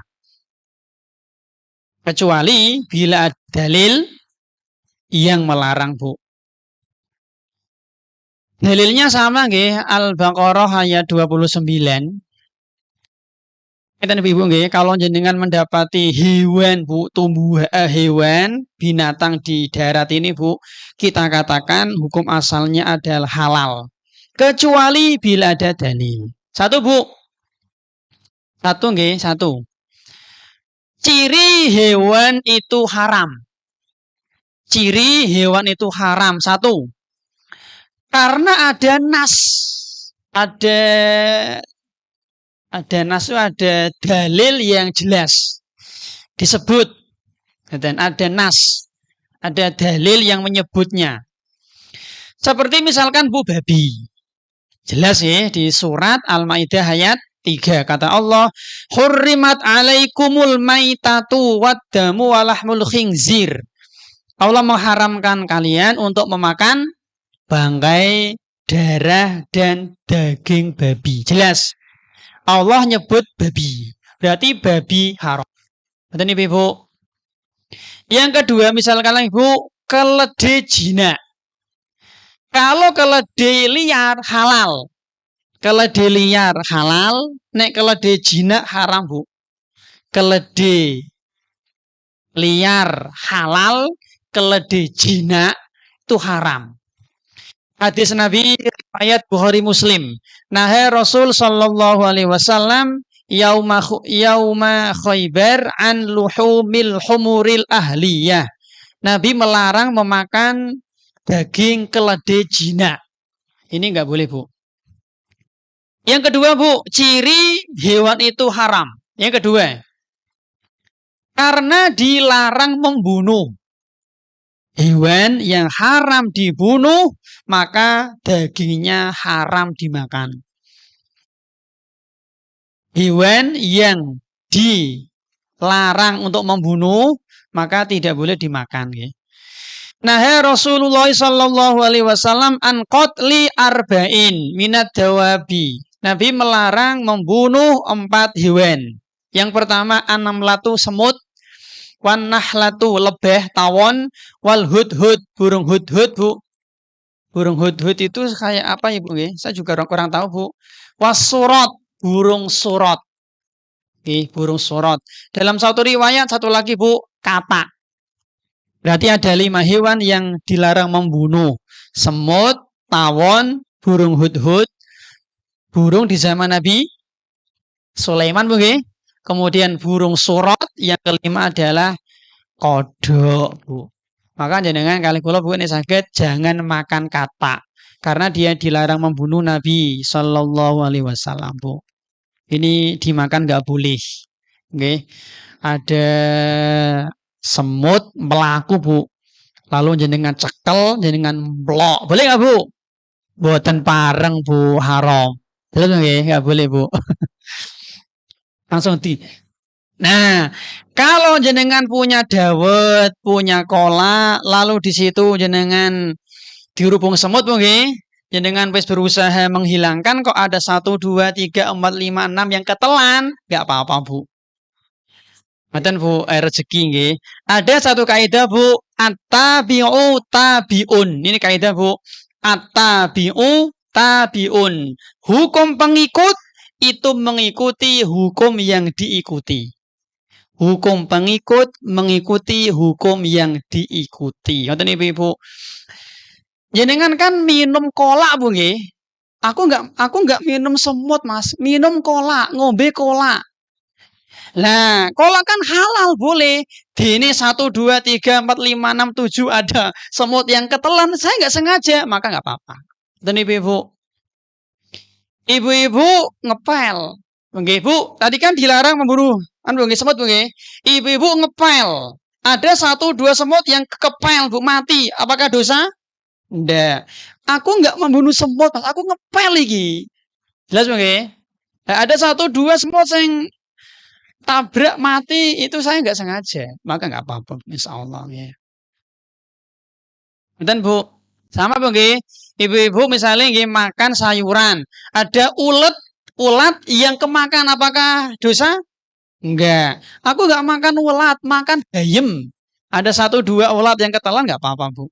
Itu tadi namanya nggih at-tabi'u tabi'. Mboten. Yang ketiga, Bu, hewan yang disuruh membunuh juga haram dimakan. Hewan yang disuruh membunuh ini juga haram dimakan. Khamsun fawasiqun yuqtalna fil hilli wal haram, al hayyatu wal ghurabu wal abqa wal fa'ratu wal kalbul aqur wal hudayya. Hadis Muslim. Ada 5 hewan fasik, hewan buruk yang diperintah untuk membunuh. Yang pertama adalah yang pertama adalah al hayyatu itu ular. Kemudian kalau jengking, Bu, maaf, gagak dulu. Ular, burung gagak, kemudian al-fa'ratu tikus, al-kalbul akur, anjing hitam, kemudian burung buas. Dalam satu riwayat kalajengking termasuk cicak dan tokek. Ini hewan-hewan yang disuruh untuk membunuh. Ibu. Maka mungkin jenengan tidak perlu mesake sama cicak. Sake mas. Ini yang perintah Nabi Bu. Yang perintah Nabi. Maka nggak usah mesake mas. Ono cicak kok dipantai ini nggak usah. Ini yang memerintah Nabi. Ibu. Ini juga dilarang untuk dimakan. Yang keempat, yang menjijikkan. Dalilnya surat Al-A'raf ayat 157. Hewan yang menjijikkan. Gampangannya ya hasyarat itu serangga Bu, gegermet Bu nggih. Serangga nggih. Jijik di sini Bu, jijik di sini itu, kotor di sini itu standarnya adalah mayoritas manusia. Nanti Bu. Jadi kalau kebanyakan manusia mengatakan kotor, jijik, maka haram. Contoh misalnya Bu, oseng-oseng cacing. Nah, jenengan nembe mendengar sudah jijik Bu. Jelas Bu nggih? Lho Pak, kuwi tanggaku doyan. Ini nggak dianggap Bu. Jadi kalau ada 1, 2, 3 orang kok doyan botok cacing nggak dianggap. Jelas Bu nggih? Hukum itu mengikuti mayoritas. Nanti Ibu, jelas sih? 95% mengatakan oseng-oseng cacing jijik. Si A, si B, si C nggak apa-apa, enak, lezat, ini nggak dianggap dia karena sedikit. Ini nggak dianggap Bu. Jadi hukum itu mengikuti mayoritas. Nanti Ibu. Maka bagi sering kita sampaikan Bu, si Fulan kerja di Indomaret atau di sebuah swalayan. Ada ribuan item halal. Ono mie, sabun, odol, gula, pasir, semua halal Bu. Di situ ada 1, 3 item haram. Swalayan itu menjual sembako semuanya halal.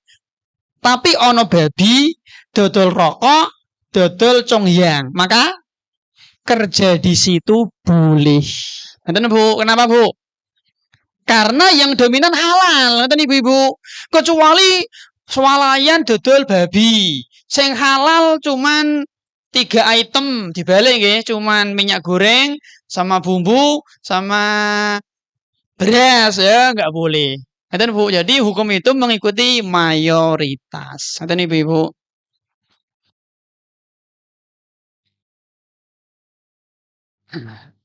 Rempeyek singgah. Jijik Bu nggih? Jijik Bu. Atau oseng-oseng cicak, udah Bu. Jijik Bu nggih? Nah, ngoten Bu. Maka ini haram nggih. Yang berikutnya Bu, yang kelima, jalalah Bu. Jalalah itu hewan yang makanannya dari kotoran atau najis. Nah, Rasul sallallahu alaihi wasallam an luhumil jalalah. Nabi melarang memakan hewan jalalah, yaitu hewan yang makanannya itu dari barang-barang najis. Contoh Bu, ada sebuah keluarga Bu nggih. Keluarga anaknya 5, sudah punya cucu 10 Bu. Betul Bu. Kemudian safety tanknya lebar, luas dan dalam. Daripada nganggur dikai bibit lele. Nah, oke. Dikasih bibit lele 3.000. Setelah 3 bulan, gede Bu. Masya Allah Bu. Menyenangkan. Nah, ini namanya hewan jalalah. Hewan yang dia makanannya mengkonsumsi dari benda-benda najis seperti ini, maka tidak boleh dimakan. Bu. Tapi dia tidak permanen. Boleh dimakan ketika sudah dikarantina. Dintas, dipindah ke kolam yang bersih, airnya bersih, dikasih makanan yang suci sekian hari. Ketika nanti imbasnya, efeknya sudah nggak ada, baunya dan seterusnya, halal. Bu. Oke. Di safety tank Bu nggih. Berikutnya Bu, binatang yang bertaring dan buas. Binatang yang bertaring dan buas. Nabi Shallallahu Alaihi Wasallam bersabda, "Naha Rasul Shallallahu Alaihi Wasallam an kulli dzinabin minas sibai." Hadis Muslim. Nabi melarang makan hewan yang bertaring dan buas, Bu. Bu, cirinya dua, Bu, nggih. Bertaring dan buas. Kalau bertaring tok tapi nggak buas, maka nggak apa-apa. Bertaring dan buas ya seperti macan, singo, Bu, nggih. Kemudian juga mungkin kucing, Bu, nggih, gajah, hiena, serigala, anjing, ini masuk. Jadi kalau dia bertaring tapi tidak buas, maka insya Allah halal, Bu, nggih. Buas itu menyerang dia, Bu. Itu buas. Dia menyerang mangsa. Dan taring itu bukan bertaring tidak sama dengan gigi, Bu, nggih. Nek gigi kan menggigit, itu gigi. Bertaring itu kan untuk menyobek, Bu, nggih, untuk menyerang, Bu, nggih. Jadi dia menyerang. Yang ketujuh nggih, Bu. Memiliki cakar dan cakarnya dipakai untuk menerkam mangsa. Punya cakar untuk menerkam mangsa, nggih. Nah, Rasul Shallallahu Alaihi Wasallam an kulli dzi mikhlabin minat tuyur.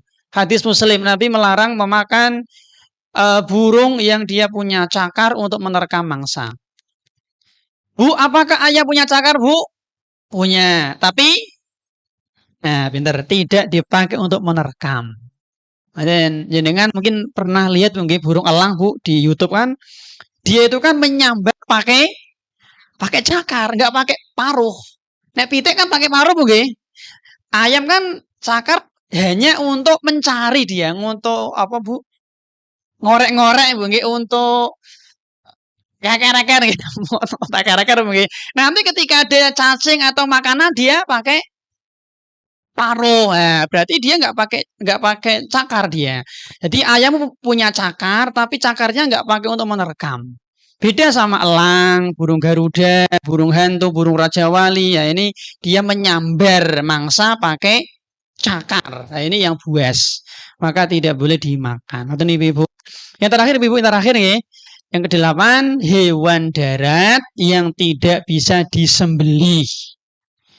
Padahal dia punya darah yang mengalir, maka tidak bisa dimakan ini. Hewan darat yang tidak bisa disembelih, padahal dia punya darah mengalir, maka tidak bisa dimakan. Seperti mungkin bekicot, nggih. Bagaimana, Bu, cara nyembelih bekicot, Bu? Nggak tahu, nggih, Bu. Padahal hewan darat itu harus disembelih ketika mau dikonsumsi, kecuali belalang. Karena belalang itu dia tidak punya darah yang mengalir, Ibu-ibu. Ini barangkali, Bu, yang bisa kita sampaikan, Bu. Nembe setunggal, baru satu, adab makan dan minum, yaitu makan dan minum yang halal.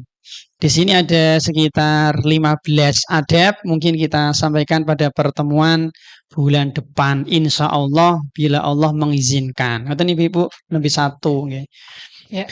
Karena sudah setengah 11, kita akhiri. Ada pertanyaan barangkali? Ustadz yang sudah japri ke saya. Yang pertama, pengajian menjelang pernikahan itu bagaimana, Ustadz?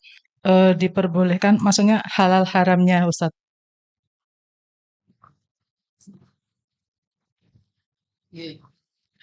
Pengajian sebelum pernikahan itu hukumnya boleh, Bu, nggih. Jadi kata Ibu, ibadah itu dibagi menjadi dua, nggih. Ada ibadah mahdhah, ada ibadah ghairu mahdhah, Ibu. Ibadah mahdhah itu ibadah yang dia harus persis niru Nabi. Copy paste plek mencontoh Nabi. Lebih jangan, kurang jangan. Contoh, Bu, contoh.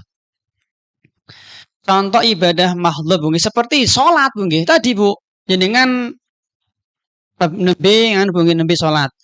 Ketika selesai, Bu, Assalamualaikum warahmatullahi ta'ala. Boleh nggak, Bu? Nambah ta'ala, Bu. Boleh nggak, Bu? Tidak boleh. Kenapa, Bu?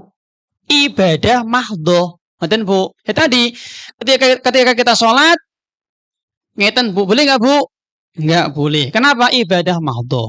Jadi ibadah mahdhah itu harus persis dengan Nabi. Sekarang Bu, sebelum sholat ibu-ibu membaca basmalah, boleh nggak Bu?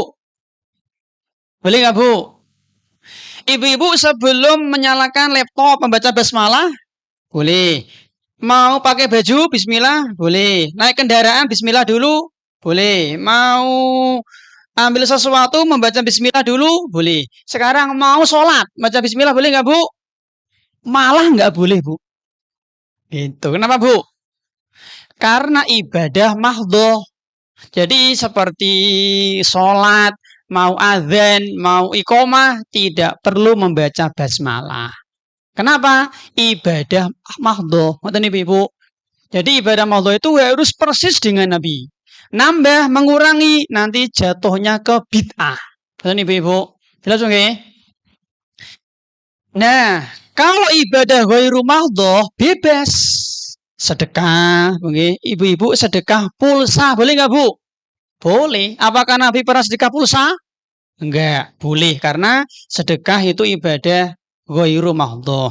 Termasuk tadi nggih termasuk pengajian sebelum pernikahan ini ibadah ghairu mahdhah, maka hukum asalnya boleh, enggak apa-apa. Yang dibaca kan apa? Yasin tahlil biasanya Ustadz itu ya Ustadz. Dalam Kebanyakan yang dibaca tuh Yasin tahlil ya. di sini maksudnya pengajian ceramah seperti ini nasihat apa bagaimana? Enggak, biasanya yang di ibu-ibu kampung itu kan ada ya walimatul ursi gitu ya. Kalau pengajian yang dimaksud itu seperti ini, yang isinya memberi nasihat kepada calon manten itu bagus, memberi ilmu kepada mereka. Tapi kalau yang dimaksud itu ngaji, membaca surat Yasin, membaca surat tertentu, kemudian meyakini nanti ini nanti itu, ini butuh dalil, Bu nggih. Ngeten Bu nggih. Ya, baik. Selanjutnya, apakah nyadran itu diperbolehkan? Nyadran nggih. Saya kurang tahu bentuknya nyadran Bu nggih. Ngeten Bu. Hukum asal berziarah kubur hukumnya adalah sunnah nggih Bu, boleh berpahala sunnah. Cuman jangan dikhususkan waktunya nggih. Jadi mau ziarah kubur hari Senin, hari Selasa, Rabu, Kamis, pagi, siang, sore boleh Bu, boleh nggak apa-apa. Tapi menentukan harus 1 Syawal, harus 30 Ramadan. Nah, ini butuh dalil, Bu. Oke, tidak boleh dikhususkan kecuali dengan dalil. Dan kemudian kalau nyadaran itu maksudnya adalah dia datang ke kubur orang tuanya, kemudian dia bersih-bersih, ya nggak apa-apa, mendoakan, nggak apa-apa. Cuman kalau sudah tadi nggih mengkhususkan waktunya, kemudian dia meyakini kalau hari ini orang tua pulang ke rumah, ini nggak boleh Bu. Jadi memang harus dirinci nggih. Lebih bagus jangan. Itu nggih, lebih selamat jangan. Silakan ibu-ibu ziarah kubur tapi jangan terus. Sesekali boleh, tapi jangan terus dan jangan menentukan waktunya. Betul Ibu? Ya, lagi Ustadz, ada pertanyaan. Apakah sekarang ini kan banyak marak minuman mixu. Nah, mixu ini halal atau haram karena belum ada sertifikat dari MUI. Mixu. Iya. Es krim. Ya. Jadi ini bisa dikatakan berbahaya. Berbahaya ini karena mixu itu sangat manis, berbahaya untuk kesehatan, bisa diabetes ya. Dan juga untuk orang tua berbahaya, bisa ini dompetnya jadi bobol Ustadz. Karena anak sering gitu. Nah, mixu halal atau haram karena belum ada sertifikat dari MUI. Kita kembali ke tadi kaidah Bu nggih. Hukum asal minuman adalah halal Bu. Nggih, ngoten Bu. Hukum asal minuman adalah halal sebagaimana makanan. Ngoten. Nah, untuk mengatakan haram harus bawa dalil atau bukti. Bukti itu bisa dilihat dari komposisi. Ada Bu nggih? Komposisinya dilihat Bu, apa. Kalau semua halal ya halal Bu. Ngoten Bu, meskipun di situ nggak ada sertifikat MUI. Ngoten Bu. Atau yang pertama nggih bisa dilihat dari komposisi atau dari persaksian orang yang adil. Nggih ngoten Bu. Contoh misalnya nggih, Aku ini kerja ning pabrike lho, Mas. Misalnya nggih, waktu bikin mixo itu dicampur sama babi, ya ini bisa haram. Berarti ada saksi nggih, Bu nggih. Ada saksi yang adil yang terpercaya, Bu. Ngoten. Tapi kalau nggak ada, maka tadi kita katakan hukum asalnya adalah halal, Ibu. Tetapi tadi nggih, kalau membahayakan ini berarti dia masuk ke makanan yang dia tidak thayyib. Dia halal tapi tidak thayyib, maka lebih bagus dihindari. Ngoten Ibu. Nggih, demikian Bu. Nggih. Terakhir nih ya, kalau upacara bendera Hari Kemerdekaan 17 Agustus, gimana hukumnya sebagai wujud rasa nasionalisme kita, cinta tanah air dan bangsa? Itu kan ada penghormatan benderanya pas lagu Indonesia Raya dikumandangkan. Jazakallahu khair. Malah kemana-mana Bu nggih. Baik. Ya tadi Bu nggih, kita sampaikan nggih. Kita tidak mengatakan upacara itu haram, enggak, Bu nggih. Kita tidak mengatakan haram, syirik, neraka, sesat, enggak, Bu, enggak. Cuman tadi nggih, kita kan punya akal, Bu nggih. Kita kan dikasih Allah akal. Jadi kita itu ingin beramal itu sesuatu yang bermanfaat. Coba sekarang Bu, ada kain dinaikkan, kemudian kita suruh gini. Kalau ini bermanfaat silahkan. Silahkan kalau bermanfaat Bu. Tapi kalau nggak ada manfaatnya kan, ya eman-eman Bu nggih. Ngoten Bu. Tapi tadi nggih kita tidak mengatakan haram ndak, syirik ndak, sesat ndak, bid'ah ndak. Cuma tadi nggih ini mungkin kurang bermanfaat. Ngoten. Saya tidak melarang upacaranya Bu nggih. Kalau upacara bermanfaat silahkan Bu. Ini kan warisan dari penjajah Belanda toh Bu. Nggih. Kita ini Muslim Bu nggih, masa kita membebek sama orang-orang barat yang mereka tidak punya wahyu, yang mereka tidak punya Al-Qur'an. Ngoten Ibu. Ini kan warisan dari Belanda, dari penjajah kolonial ngoten Ibu. Kalau itu memang bermanfaat bagi jenengan ya silakan. Ngoten. Tapi kalau tidak ada manfaatnya, lebih bagus dihindari. Silakan melakukan amal-amal yang lain. Kalau jenengan cinta sama pahlawan maka apa Bu? Bukti cinta terbaik, cinta kepada pahlawan adalah apa Bu? Mendoakan. Ini malah manfaat. Agustusan mendoakan pahlawan bagus. Ya Allah rahmati Pak Soekarno, boleh? Bagus. Ya Allah sayangi, ampuni dosa-dosanya Pak Jenderal Sudirman, Pak sinten Bu, Pangeran Diponegoro, Pak Soeharto, bagus malah. Bermanfaat. Tapi ini bikin patungnya, makamnya diperindah, nggak ada manfaatnya itu. Betul Bu, daripada jenengan mengkeramik makamnya pahlawan lebih baik keramik itu taruh di masjid, Bu nggih. Taruh di pesantren malah jadi amal jariah Bu. Ngoten. Kan kita punya akal, ngoten Ibu. Jadi jenengan kalau cinta sama pahlawan doakan. Itu. Bukan dengan hening cipta. Ini manfaatnya apa coba? Nah, ngoten Ibu nggih. Ya, yang bermanfaat amalkan, tidak bermanfaat ya jangan. Ngoten. Tapi bukan berarti haram, sesat, syirik, ndak. Ini kita enggak seperti itu, ndak. Kan kurang bermanfaat. Ngoten. Agustusan dengan cara kerja bakti bagus. Ngoten. Agustusan dengan cara mendoakan pahlawan bagus dan seterusnya. Mohon nggih. Ya, demikian semoga menjadi ilmu yang bermanfaat. Saya akhiri. Assalamualaikum warahmatullahi wabarakatuh. Waalaikumsalam warahmatullahi wabarakatuh.